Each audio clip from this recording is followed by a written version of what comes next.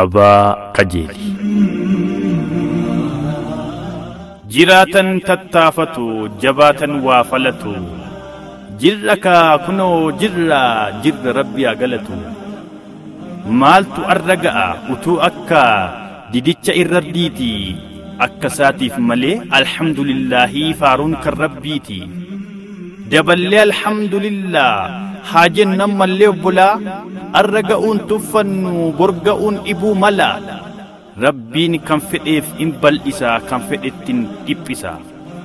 Deemsaaf dadhabsiisa gaara diigii bal'eessi diriirsii hafiitii tolchii walqixxeessi. Jechuuni in danda'u uumamni waan uumeef beeka inni.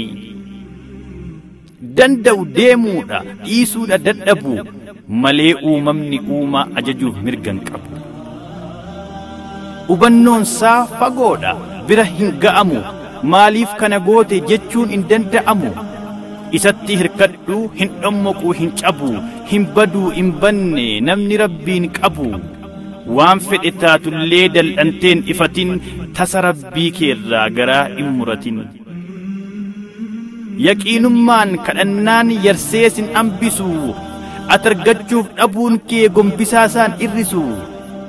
Namaa horiin dhubamee gaafi dhumu abaarsaan gaaraa fi lagi gogee gaafi dheeratu caamsaan gaafa uumamni firin xiixee uumaa isaa dagatu gaafi balaan biyyoof biyyarra dhaabatu.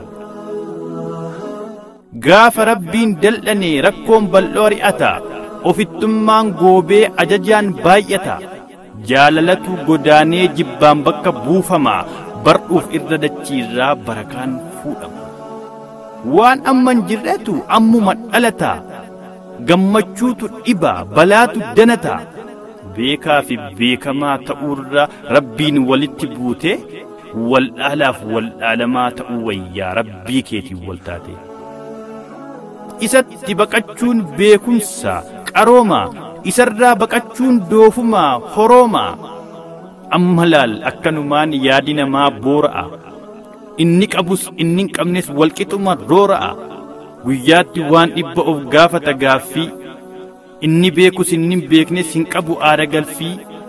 Maaliifin uumame jedhee of abaara sababa madda hin qabne sababeeffatee haara.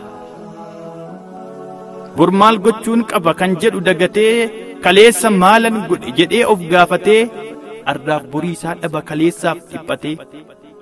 Kaleessi kolleejjii irraa barachuu dandeenyu kan utuun dogoggorin milkaa'e mee eenyu.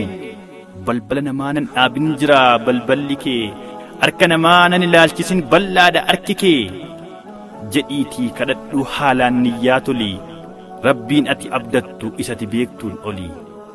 Kan qaban dhiisanii kan hin qabne qofaa lakkaa'uun hin taatu ta'abaa qajeeli rabbii kan siif laatu.